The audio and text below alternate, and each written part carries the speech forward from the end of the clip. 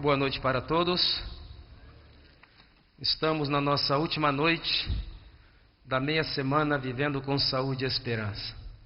E existem tantos temas, tantas coisas que eu creio que haveria necessidade de falar, mas o tempo é tão curto. Mas eu gostaria de dar uma introdução falando da importância de ter saúde. Existem dois grandes motivos pelos quais nós deveríamos cuidar da nossa saúde. O primeiro grande motivo é que enfermidade gera muito sofrimento. Quando uma enfermidade grave aparece em uma família, ainda que essa enfermidade não seja uma enfermidade contagiosa, mas o sofrimento ele é contagioso. Porque com o enfermo, toda a família sofre. E esse seria um grande motivo já para evitarmos as enfermidades. E eu sempre digo que cuidar da saúde é uma demonstração de amor. Nós queremos estar presentes com a ajuda de Deus para acompanhar nossos filhos, nossos netos com qualidade de vida. Queremos estar presente em todas as fases da vida deles. Queremos ter saúde para poder ser mais útil a Deus, a nossa igreja. Então, quando nós cuidamos da nossa saúde, nós estamos falando para os nossos familiares: eu te amo, porque eu quero estar presente. E existe ainda um outro motivo pelo qual nós deveríamos cuidar da nossa saúde. O segundo motivo é evitar os riscos inerentes com o tratamento de enfermidades. Na América nós temos hoje 3 grandes causas de óbito. Causa número 1, enfermidades cardiovasculares. Causa número 2, câncer. E a causa número 3, sabe qual é? São as chamadas iatrogênias. O que são as iatrogênias? São mortes ou lesões resultantes do próprio sistema de saúde. O próprio sistema de saúde nos Estados Unidos cobra anualmente 250 mil mortes, é a terceira causa de morte. Então, quando nós cuidamos da nossa saúde, nós estamos evitando os riscos inerentes com tratamentos de enfermidades. 120 mil mortes anuais na América são decorrentes de medicamentos prescritos corretamente. E os óbitos aparecem resultados de efeitos colaterais desses medicamentos. Temos aí mais 50 mil mortes que são resultados de medicamentos prescritos ou administrados por engano. Ou o médico se equivocou na hora de prescrever, ou a enfermeira se equivocou na hora de administrar. E aí temos mais 80 mil mortes que são resultados, sabe de quê? Cirurgias desnecessárias, infecções hospitalares, e a terceira maior causa de morte é o próprio sistema da saúde. E por que isso ocorre? Ocorre porque o volume de pessoas enfermas é muito grande.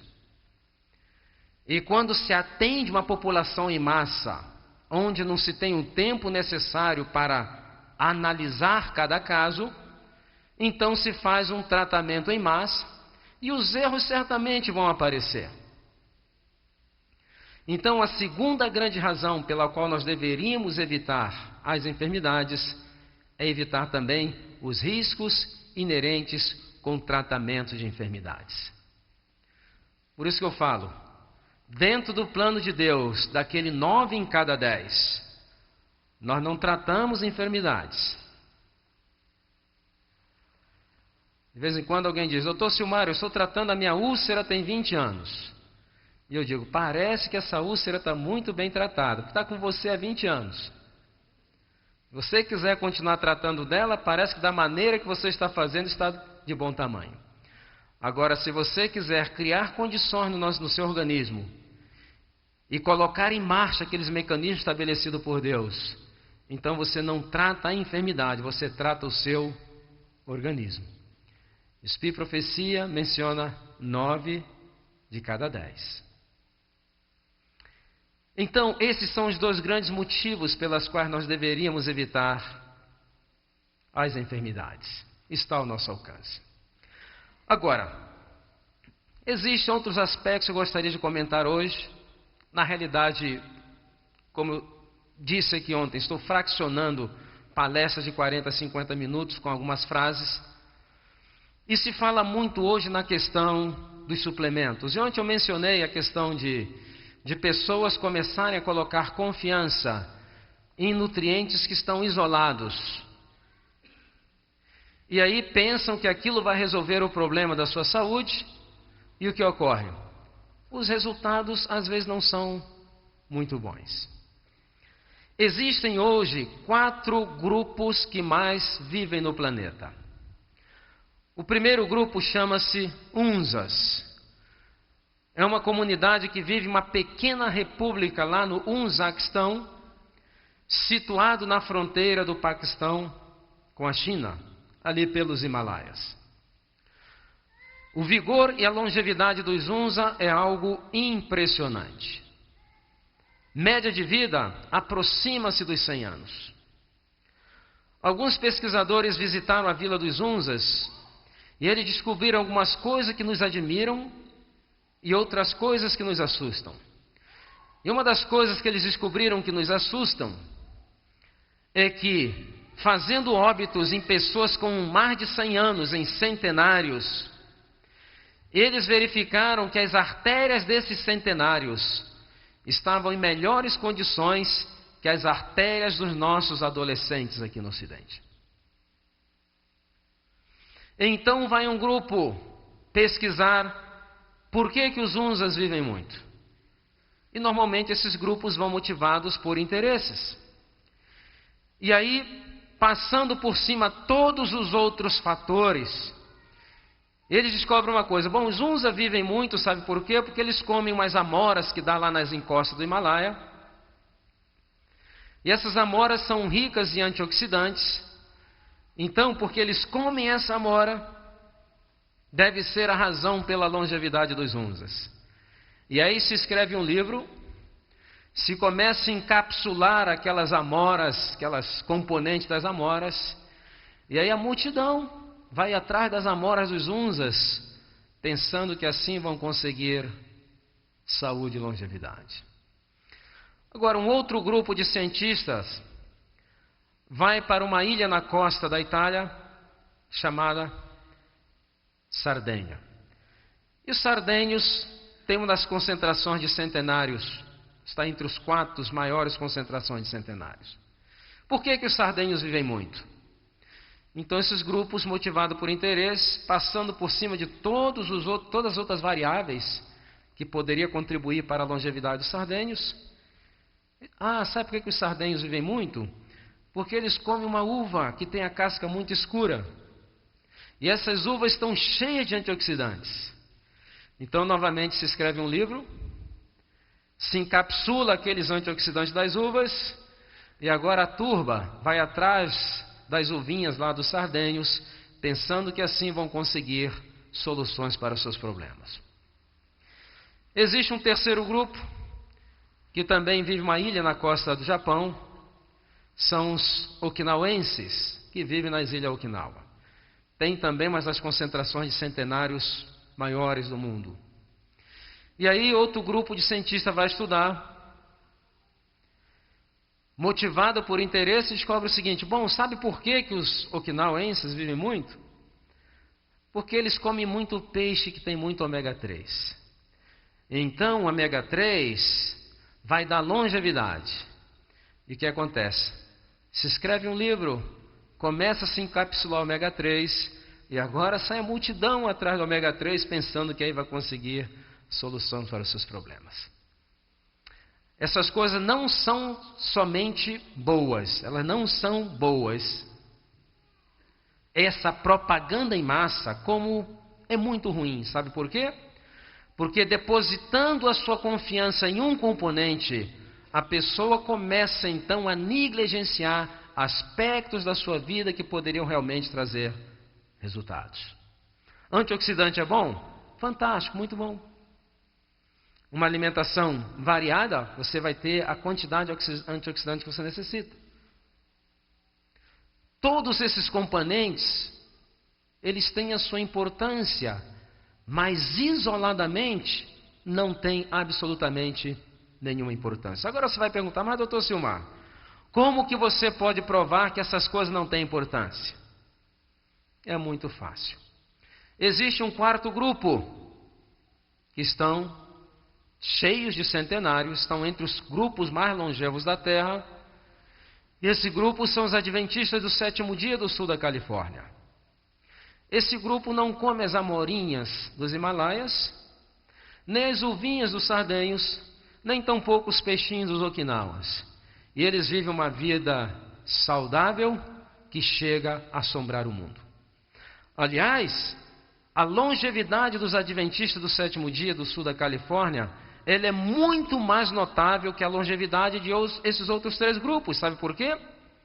Porque esses outros três grupos vivem em ambientes perfeitos, isolados, vivendo da agricultura, tomando uma boa água, respirando um ar puro. Desses quatro grupos, os adventistas do sétimo dia é o único grupo que vive em uma das regiões mais industrializadas do planeta.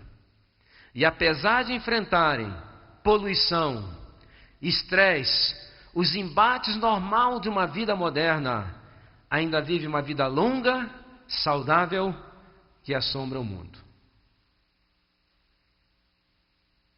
Então, qual é a diferença?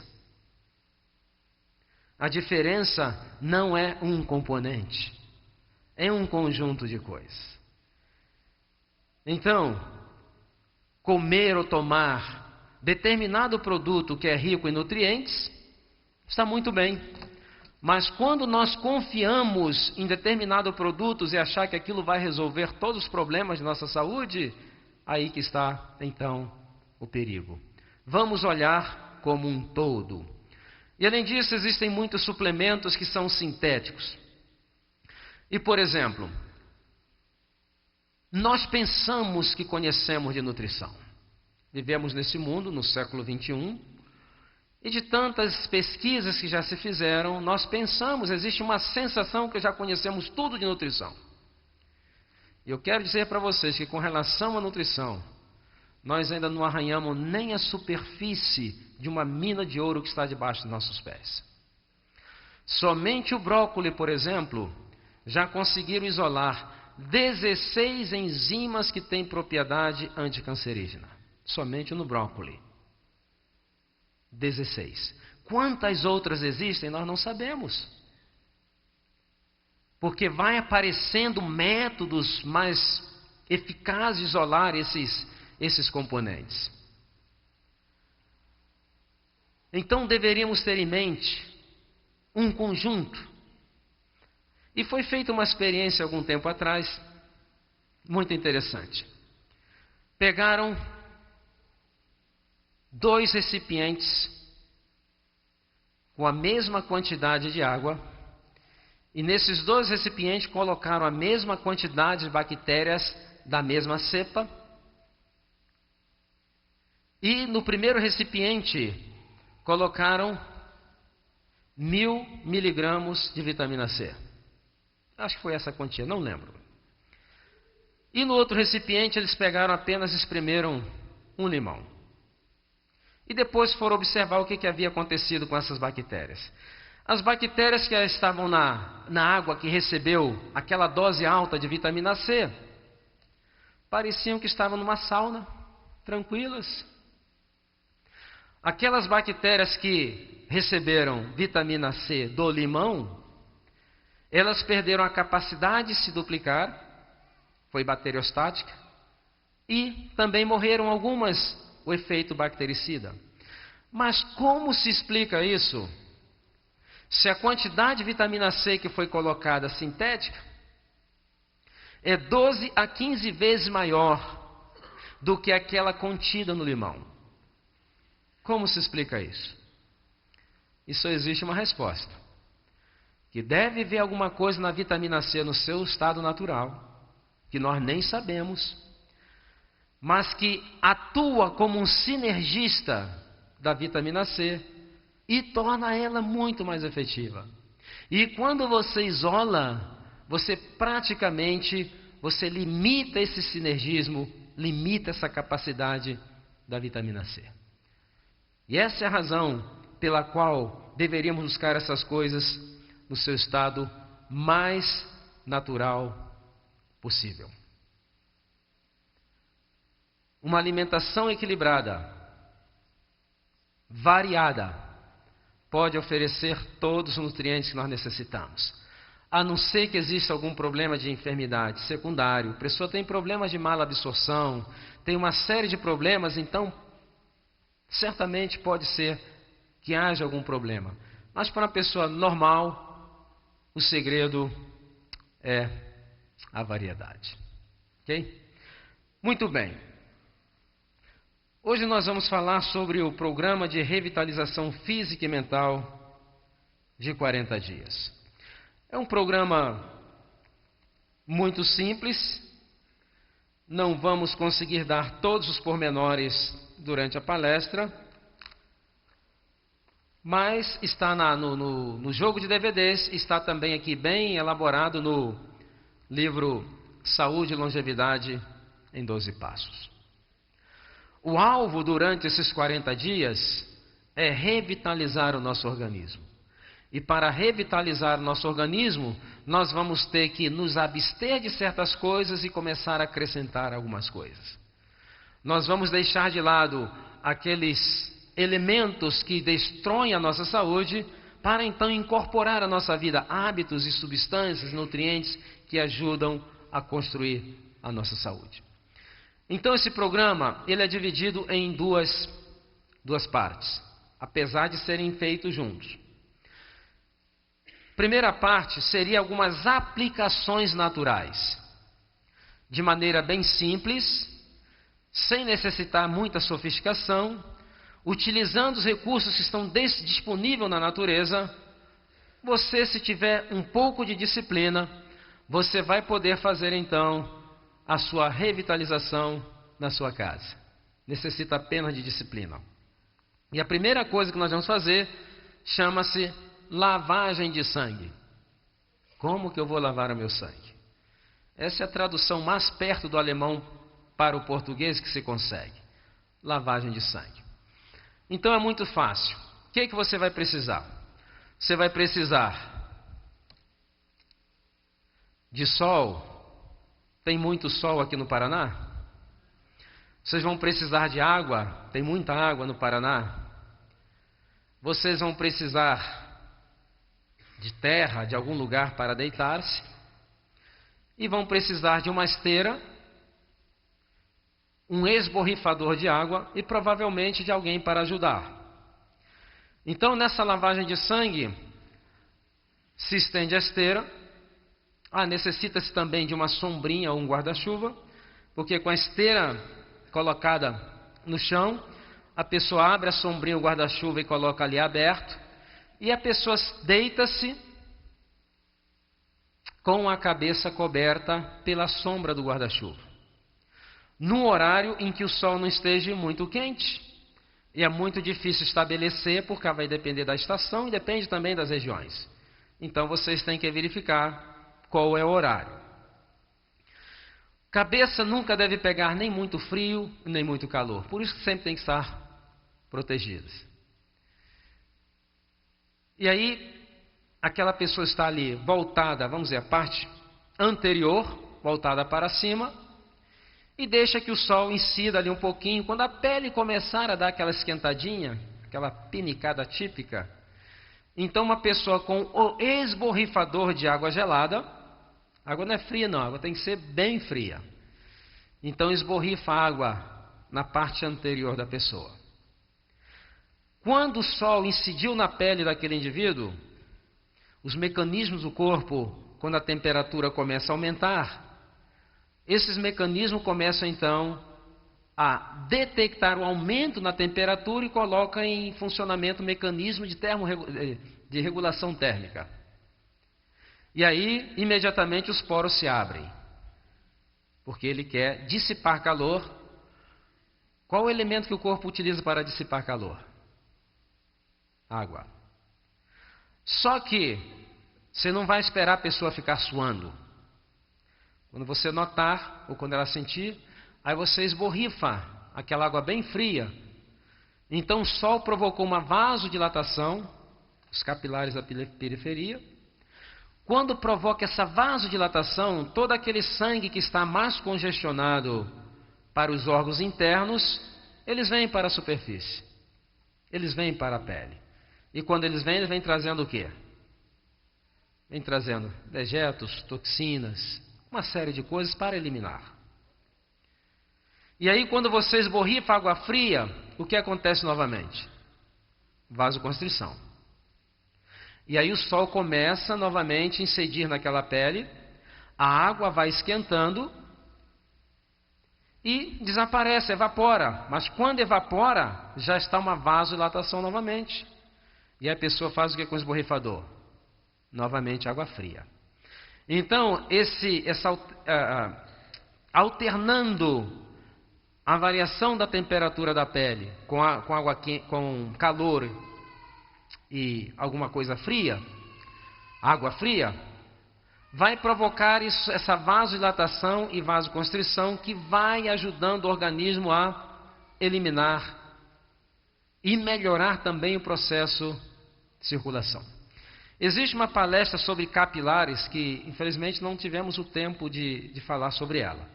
Quando eu falei do trato digestório, eu falei apenas da linha de desmontagem. Mas depois da linha de desmontagem tem um sistema de distribuição. Você pode ter uma linha de desmontagem muito boa, conseguindo coisas excelentes. Mas se seu sistema de distribuição, suas rodovias não estiver funcionando para levar esses nutrientes às células, e hoje, pela alimentação, por uma série de problemas, a maioria das pessoas estão com seu sistema circulatório, não estão funcionando como deveria.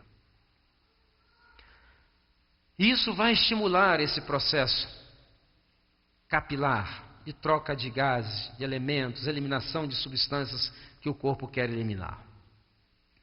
E a pele, por incrível que pareça, é o maior órgão de excreção que nós temos. Então, quando nós estimulamos a pele, qual é o outro órgão que está agradecendo? Qual é? Os rins. Na verdade, que hoje ele está praticamente fazendo todo o trabalho pesado.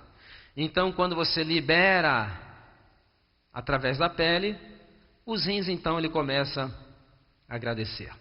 E aí você repete na parte anterior da pessoa 5 a 7 vezes, e depois você vira a pessoa, a parte posterior, e repete 5 a 7 vezes. Existe contraindicação?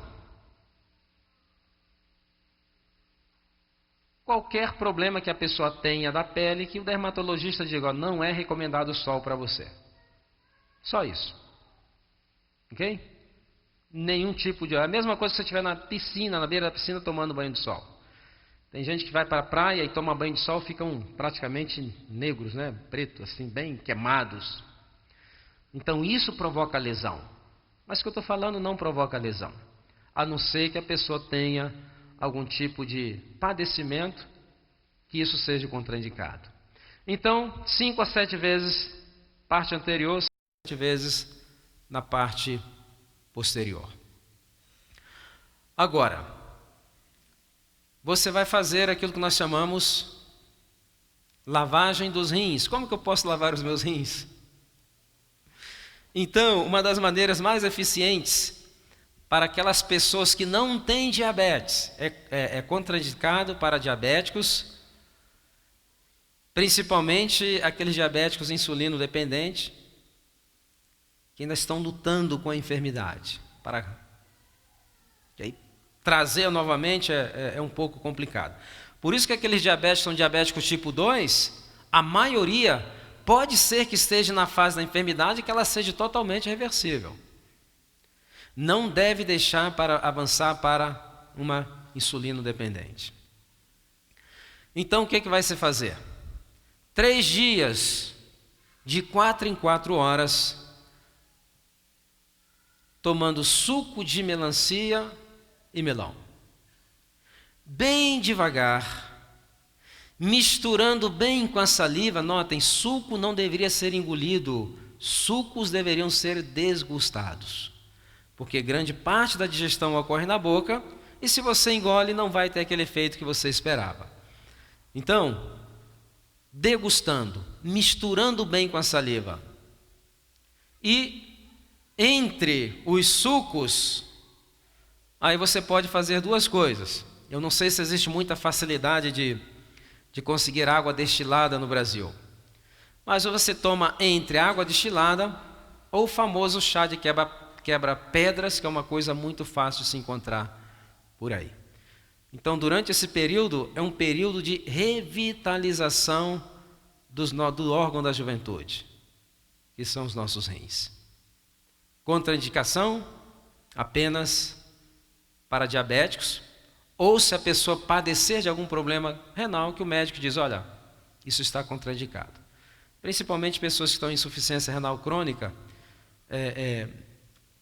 definitivamente não deveria fazer nada, absolutamente nada, a não ser com a orientação do médico que o está acompanhando. Agora, qual seria o outro órgão que nós vamos revitalizar? Agora nós vamos fazer tudo para revitalizar a nossa linha de quê? Linha de desmontagem. Como que eu vou revitalizar a linha de desmontagem? Uma das maneiras mais eficientes que a medicina abandonou, praticamente já 40 anos atrás, fazia muito, era chamados enemas. Não é os clísteres, aqueles enemas baixos, são os enemas altos, né, que pega até o cólon transverso. Por quê? Porque baseado nessa alimentação normal, que eu mencionei aqui, 50% consiste de quê? Açúcar, produtos refinados e gordura. Praticamente a maioria das pessoas não vão à frequência que deveria ao banheiro. Além disso, o abuso em alimentos que não têm fibras ou que são muito gordurosos vai deixando ao longo do trato digestório resíduos que ao longo do tempo vai começando a emperrar a nossa linha de desmontagem. Então, revitalizar essa linha de desmontagem é fundamental nesse programa de revitalização de 40 dias. Agora, como que eu posso fazer? Bom, existem algumas clínicas que se aplicam enemas, existem chama-se a hidrocolonoterapia, existem lugares que são certificados, autorizados, terapeutas. Eu estive, por exemplo, em Maringá, vi algumas, e certamente por aqui deve ter. Ou você pode fazer em casa. Fazer em casa você vai necessitar de quê? Vai ter que comprar aquela bolsa. Quantos conhecem aquela bolsa? Ninguém conhece a bolsa de enema? Numa farmácia você vai encontrar, diga, bolsa de enema. Aí vem um kit completo. É uma bolsa que deve caber uns 2 litros de água. E ela vem com uma mangueirinha. Ok? Então, na noite anterior, se você não é hipertenso, então está contraindicado para pessoas que padecem de hipertensão arterial, você compra sal amargo. Quantos conhecem o sal amargo? Quantos já tomaram sal amargo? É uma delícia, não é verdade? Na noite anterior você pega um copo de 150 ml e coloca uma colher de sopa de sal amargo e você toma pouco antes de dormir. E durante a madrugada vai começar a ter aquela revolução, né? Você já vai começar aí no banheiro, a finalidade daquilo é para ajudar mais, soltar um pouco daquelas fezes que estão mais endurecidas. Aí pela manhã você prepara o seu kit, coloca água morna e coloca 2 colheres em jejum. Não vai tomar o seu desjejum e depois fazer o enema, não. Porque nesse momento, quando você está em jejum, é o único momento que nós temos certeza que o pylori está o quê? Fechado. Ok? Então você coloca ali 2 ou 3 colheres de sopa de sal amargo naquela bolsa com água morna. E aí você no banheiro coloca aquela bolsa mais alta do que seu cólon transverso. Você está sentado no sanitário. Por que tem que estar mais alto que o cólon transverso? Porque a água vai descer por gravidade. Se estiver na mesma altura, entra em equilíbrio dinâmico. Então você pendura, você pega a ponta da cânula, da mangueirinha, introduz no ânus, e a mangueira já vem com uma coisinha para você controlar o fluxo de água. E aí você vai controlando o fluxo de água. Normalmente, quando aquela água quentinha começa a entrar, né, no intestino, a pessoa sente a vontade de liberar, incrível, né? Então, segura a sua fria, mas segura e deixa esvaziar aquela bolsa. Deixa toda a água entrar. E depois que você sentiu que a água está toda dentro do intestino, já aquela revolução que você não aguenta mais, aí você pede para filho, esposa, gato, cachorro sair de casa e deixa vir. Porque nem se você pudesse, nem você ficaria ali. Por quê? Porque começa a vir. Em algumas pessoas a primeira aplicação não provoca, às vezes sai um pouquinho de coisinhas pretinhas, mas na segunda aplicação já começa a vir catarro intestinal, depois aquele líquido meio verdoso, depois começa a soltar fecalomas, e já depois da 5ª ou 6ª aplicação, já depois de 5 ou 6 semanas, que é uma aplicação por semana, e aí começa a vir tampinha de iogurte, placa de carro, tudo que foi engolido por acidente ao longo da história começa a cair, né? E aí você vai fazer durante os 40 dias, isso 1 vez por semana. 1 vez por semana. E aí, seu intestino vai começar então a revitalizar-se e ele vai começar a ter condições de aproveitar aquilo que você está comendo de saudável. Porque hoje está acontecendo uma coisa interessante, tem pessoas que mudam a alimentação, mas a sua linha de desmontagem está tão detonada que ele não percebe, ele não recebe os benefícios, porque ele está incapacitado pela sua condição mórbida, que existe lá dentro. Flora intestinal comprometida, catarros intestinais, fecalomas, fezes endurecidas. Então é necessário fazer essa revitalização da linha de desmontagem. Contraindicação: qualquer padecimento que exista um sangramento, pessoa que tem uma úlcera que está sangrando, ou tem um problema no intestino que está sangrando, não faça, porque pode ser que vai piorar o quadro de sangramento. Ok? Mas para as pessoas que não têm problema nenhum com relação ao trato digestório, não tem contraindicação nenhuma. Agora, é necessário colocar o sal amargo. Lembram que uma vez ensinei uma pessoa como fazer essa limpeza do intestino? E um dia eu estava em casa, toca o telefone. Doutor Silmar, sim, aqui é fulano. Sim, o que aconteceu? Olha, eu fiz aquilo que você me ensinou, mas eu estou preocupado. Por quê? Já foi 2 litros de água e até agora não caiu uma gota. Eu falei, rapaz, você fez uma coisa muito difícil. Você tomou água pelo lado errado. Por quê? O que acontece é que as pessoas não tomam água. E o corpo, quando vê aquela abundância, ele suga aquilo igual uma esponja, né?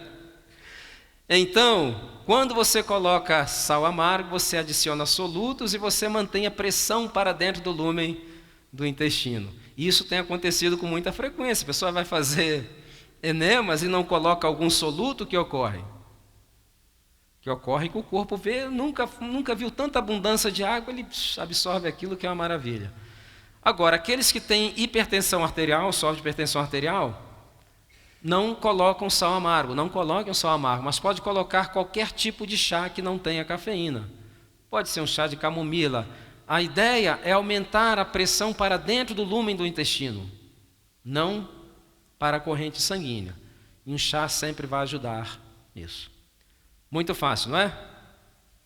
Essa é a parte das aplicações naturais. Bem simples, ao alcance de qualquer pessoa. Tem pessoas, por exemplo, que têm acesso à sauna. Essas saunas, que são essas saunas que a pessoa entra com a cabeça, não tem como deixar a cabeça do lado de fora, tem algumas implicações, né? Porque às vezes nessas saunas você entra e a cabeça também pega muita temperatura, então é necessário colocar uma toalha fria na cabeça. Outra coisa, às vezes é uma sauna pública, tem 5, 6, 7 pessoas ali dentro, eliminando toxina, e você respira. Tem uma troca de toxinas na realidade. Então a sauna mais adequada seria aquele banho turco, em que você fica com a cabeça do lado de fora. Coloca uma toalha fria, é um caixote mais ou menos. Agora, se você não tiver caixote, aí está, o sol, a água, o espaço, alguém para ajudar, muito fácil. Ok? Agora, vamos à questão dos alimentos. O que nós vamos fazer durante os 40 dias? Agora, nós vamos retirar aquelas coisas que destroem a nossa saúde e vamos, pela primeira vez, começar a dar ao nosso organismo aquilo que ele necessita. A matéria-prima que ele necessita para nos reconstruir. Então, durante 40 dias, não utilizar nenhum produto de origem animal. Eu não quero, tem pessoas que falam, mas doutor Silmar, e depois dos 40 dias? Não estou interessado. O que vai se fazer depois dos 40 dias, eu não quero nem saber. O que eu quero saber é que se a pessoa vai fazer algo com um motivo, com um objetivo, que o faça bem feito. Eu não tenho nem controle do que vai acontecer daqui a meia hora, muito menos o que vai acontecer daqui a 40 dias. Então, se você tem um objetivo, faça com objetivo. Agora, quando nos abstemos de produtos de origem animal durante 40 dias, qual é o órgão que mais agradece? Fígado. Por quê? Porque é esse pobre desse fígado que tem que lidar diariamente com esse excesso de colesterol. Mas o colesterol não é importante para a nossa saúde? Não, o colesterol não é importante, ele é vital para a nossa saúde. Ele é tão importante para a nossa saúde que o nosso fígado sintetiza todo o colesterol que nós precisamos. Quando comemos produtos de origem animal, nós estamos acrescentando um extra. E aí o fígado tem que lidar com esse extra diariamente. Chega um momento, uma certa idade, a pessoa está mais inativa, o fígado também começa a cansar e ele capitula. E aí aumenta o nível de colesterol no sangue. E o nosso corpo é inteligente, ele tenta gerenciar essas emergências. Ele vai fazer assim, eu vou depositar então esse colesterol em excesso em algum lugar. Ele então começa a depositar na parede das artérias. Só que esse colesterol que está depositado na parede das artérias, ele está instável. A qualquer momento pode se romper, formar um trombo e levar a um acidente vascular ou alguma coisa. Aí o que ele faz? Ele pega cálcio e começa a colocar uma camada de cálcio para dar estabilidade a esse colesterol. Só que as nossas artérias, elas necessitam de ser flexíveis, porque elas também pulsam. Não é verdade? Quando se acrescenta